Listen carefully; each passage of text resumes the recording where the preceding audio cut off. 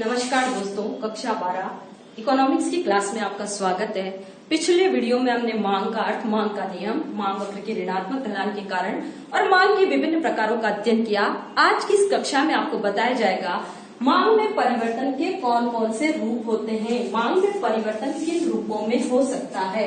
मांग में परिवर्तन के दो रूप हैं। पहला, एक ही मांग वक्र पर संचलन, एक ही मांग वक्र पर संचलन, या जिसका दूसरा नाम है मांग विस्तार या संकुचन। मांग विस्तार या संकुचन, विस्तार व संकुचन। सबसे पहला मांग विस्तार क्या है? मांग विस्तार एक पॉइंट करके हम देख सकते हैं। मांग विस्तार, जब भी हम मांग विस्तार की बात करते हैं तो हम कीमत परिवर्तन के साथ जुड़ जाते हैं। कीमत घटने पर यदि मांग मात्राएं बढ़ती है, कीमत घटने पर यदि मांग मात्राएं बढ़ती है तो वो कहलाता है मांग विस्तार। मतलब मांग विस्तार और संकुचन ये दोनों स्थितियां कीमत परिवर्तन से जुड़ी हुई है। कीमत बदलने से यदि मांग बदलती है तो मांग में होने वाले परिवर्तन विस्तार और संकुचन के रूप में होंगे। कैसे? सबसे पहला मांग विस्तार। मांग विस्तार को हमने अभी बताया आपको, कीमत घटने पर यदि मांग बढ़ती है तो उसे हम मांग विस्तार कहेंगे। इसे हम एक रेखा चित्र के द्वारा समझ सकते हैं। कैसे यहाँ मांग विस्तार हो रहा है। OX अक्ष पर मांग की मात्राएं बताई गई है और OY अक्ष पर हमने कीमत को सूचित किया है। पहले हमारे मांग वक्र की स्थिति DD के रूप में थी, जब हमारी प्रारंभिक कीमत मान लीजिए OP है और वहां मांग मात्राएं OQ निर्धारित है। इस चित्र में प्रारंभिक कीमत स्तर पर OP पर मांग मात्राएं कितनी सूचित की गई है? OQ। यदि कीमत गिरती है, कीमत गिरने का अभिप्राय कीमत OP से नीचे किसी बिंदु पर स्थित होगी, माना कीमत गिरकर OP 1 पॉइंट पर आ जाती है तो हमारी मांग मात्राएं इस बिंदु पर देखिए बढ़कर OQ1 हो जाती है।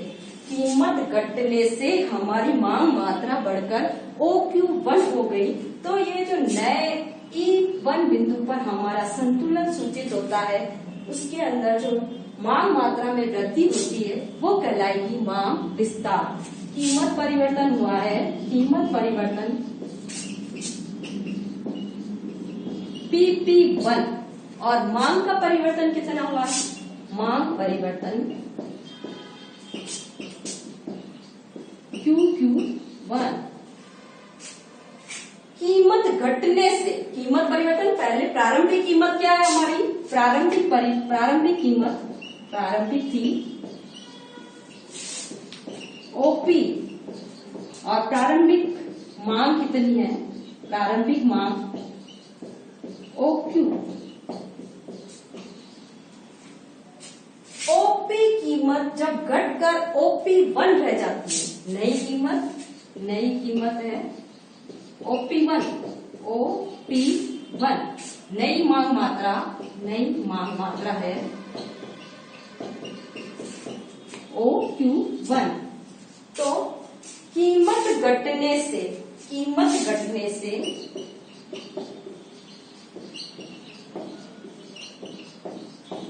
मांग QQ1 के तुल्य बढ़ गई, QQ1 बढ़ गई।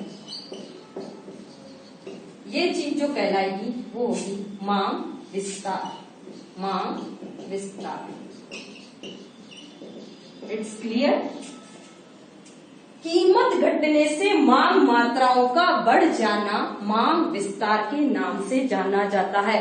इसमें उपभोक्ता किसी नए मांग वक्र पर आगे नहीं बढ़ा है, यहाँ पर वो E बिंदु से E1 पर शिफ्ट हो गया। यदि कीमत परिवर्तन होगा तो उपभोक्ता इसी DD वक्र पर ही आगे पीछे संचलित हो जाएगा।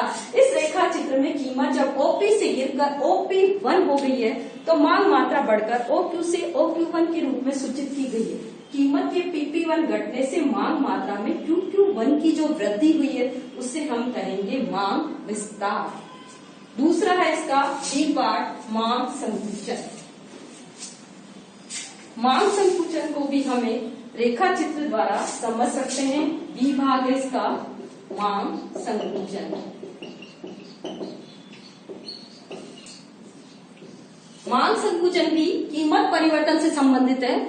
कीमत बढ़ने से यदि मांग की मात्राएं घट जाती है, उल्टा होगा, विस्तार से बिल्कुल उल्टा। कीमत बढ़ने से यदि मांग की मात्राएं घट जाती है तो उसे हम मांग संकुचन के नाम से जानेंगे। इसी को भी हम एक रेखा चित्र के द्वारा क्लियर कर देते हैं। कैसे? चित्र में ओ एक्स अक्ष पर मांग और ओ वाई अक्ष पर कीमत बताई गई है। कीमत डी हमारा मांग वक्र बना हुआ है इस रेखा चित्र के अंदर। डी प्रारंभिक कीमत यदि हम कहें OP है तो वहां हमारी मांग कितनी की जा रही है? OQ की। लेकिन यदि हमारी कीमत बढ़कर OP से OP1, अगर हम कहें कीमत बढ़कर OP से OP1 हो जाती है तो नई मांग मात्रा देखिए OQ1 पहले की तुलना में कम हो गई। पहले OQ थी और OQ1 रह गई। कीमत बढ़कर OP से OP1 यानी कीमत में वृद्धि PP1 और मांग में कमी कितनी हो गई है? QQ1। तो ये जो कमी आई है इसको हम कहते हैं मांग संकुचन। उपभोक्ता का नया संतुलन जो है E1 बिंदु पर बन रहा है।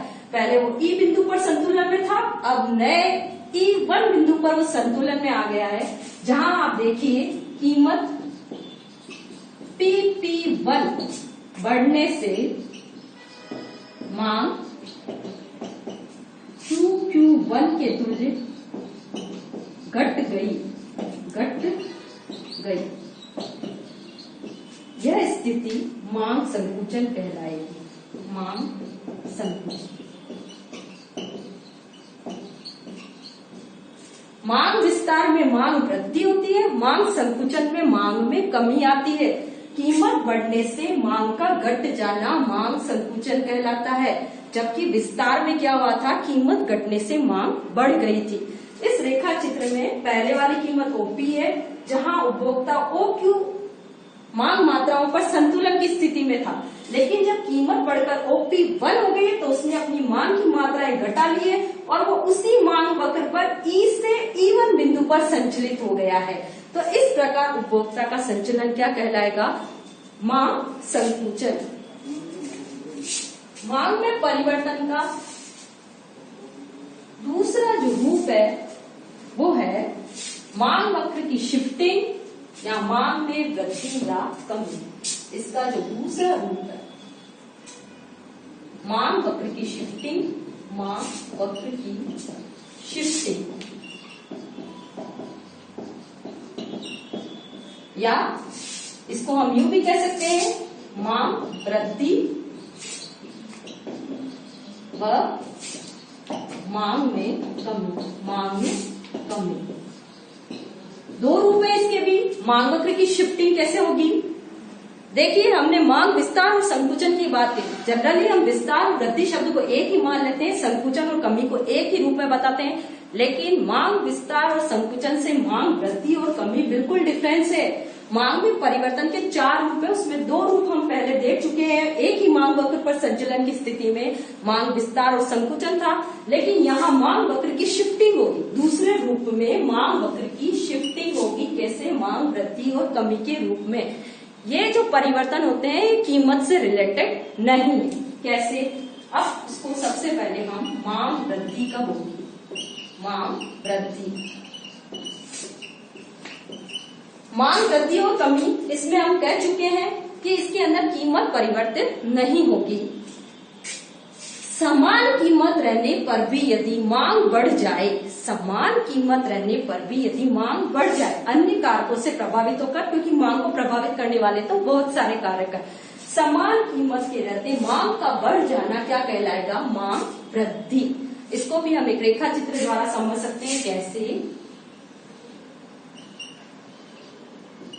O एक्स अक्ष पर मांग और O वाई अक्ष पर कीमत दर्शाई गई।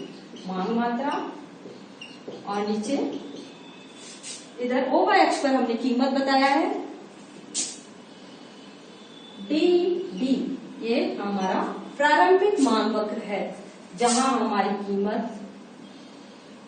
ओपी और मांग मात्रा ओक्यू निर्धारित है यदि उपभोक्ता ई बिंदु पर संतुलन करता है तो। लेकिन यदि कीमत में कोई परिवर्तन न हो, कीमत ओपी बनी रहे और उपभोक्ता अपनी मांग बढ़ा ले, यदि उपभोक्ता की मांग बढ़ जाएगी तो उपभोक्ता का नया संतुलन D1 मांग वक्र पर होगा। D1 मांग वक्र पर आ चुका है उपभोक्ता।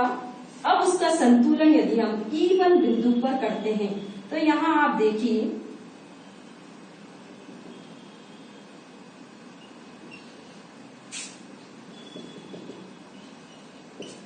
समान कीमत के रहते हुए उपभोक्ता ने अपनी मांग OQ से OQ1 कर ली है। कीमत OP पर स्थिर है, कीमत OP पर स्थिर और मांग OQ से बढ़कर OQ1 होगी। मांग OQ से बढ़कर OQ1 हो गई। ये जो मांग में वृद्धि हुई है इसे हम कहते हैं मांग वृद्धि। समान कीमत के रहते हुए यदि हमारी मांग बढ़ जाती है और उपभोक्ता नए मांग वक्र पर यदि दाईं ओर शिफ्ट हो जाता है तो उसे हम कहते हैं मांग वृद्धि। यानी मांग वृद्धि होगी तो उपभोक्ता अपने नए मांग वक्र पर दाईं ओर शिफ्ट हो जाएगा, जैसा कि इस चित्र में बताया गया। कीमत ओपी पर स्थिर है जबकि मांग मात्रा OQ से बढ़कर OQ1 पहुंच गई है। तो मांग वृद्धि के समय कीमत समान रहने पर भी उपभोक्ता जब अपनी मांग बढ़ा लेता है तो उसी मांग वक्र पर न रहकर नए मांग वक्र पर आ जाता है। तो ये जो मांग वक्र की शिफ्टिंग दाईं तरफ हुई है वो कहलाती हमारी मांग वृद्धि। इसी का दूसरा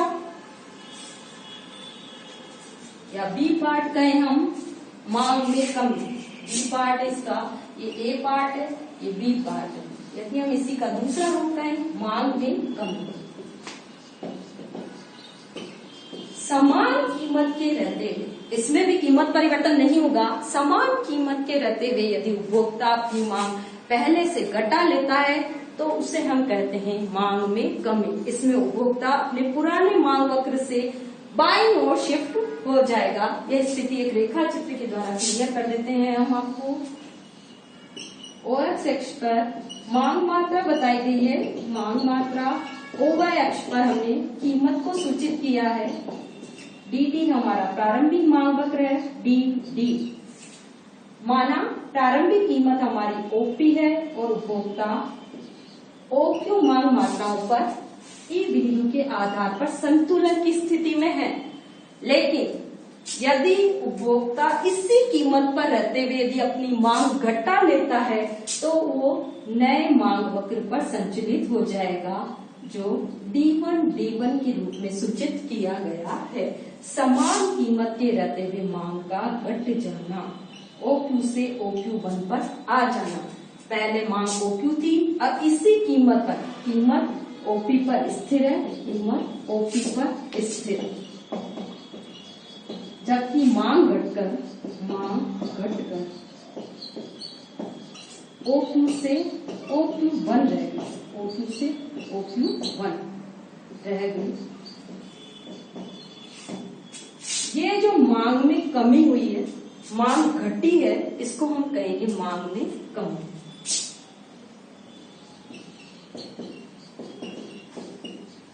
कमी को सूचित करेगा। इस प्रकार देखिए, मांग वृद्धि और कमी कीमत परिवर्तन से रिलेटेड नहीं है। समान कीमत के रहते हुए मांग घट जाएगी तो मांग में कमी, और समान कीमत के रहते हुए यदि मांग बढ़ जाती है तो मांग में वृद्धि। यदि मांग में वृद्धि होगी तो उपभोक्ता अपने दाईं ओर वाले मांग वक्र पर शिफ्ट हो जाएगा, और यदि मांग में कमी होती है तो उपभोक्ता अपने बाईं ओर वाले मांग वक्र पर शिफ्ट हो जाएगा। एक बार वापस रिवाइज कर देती हूँ। मांग में परिवर्तन के दो रूप हैं, मांग विस्तार व संकुचन, जिसमें उपभोक्ता एक ही मांग वक्र पर आगे पीछे संचलित होगा, और दूसरा रूप है मांग में शिफ्टिंग या मांग वृद्धि और कमी के रूप में, मांग वृद्धि और कमी होगी तो उपभोक्ता को नए मांग वक्र पर शिफ्टिंग मिलेगी, या तो वो दाईं ओर मांग वक्र पर आगे खिसकेगा या फिर बाईं ओर पीछे जाएगा। जब आगे खिसकेगा यानी उसकी मांग बढ़ रही है और पीछे वाले मांग वक्र पर शिफ्ट करता है तो इसका अभिप्राय है कि मांग में कमी हुई है। इसी के साथ ही मांग की अवधारणा वाला जो आपका चैप्टर है वो खत्म होता है। आज के इस वीडियो के बाद आपके लिए जो होमवर्क है वो ये है कि मांग वक्र के ऋणात्मक ढलान के कारण लिखिए, और प्रश्न नंबर 2 है मांग में परिवर्तन के विभिन्न रूपों को रेखा चित्र द्वारा समझाइए। अगर आपको कोई परेशानी है तो हमें अपने कमेंट बॉक्स में लिखें या मुझे अपने व्हाट्सएप नंबर पर कॉल करके आप मुझसे संपर्क कर सकते हैं। धन्यवाद।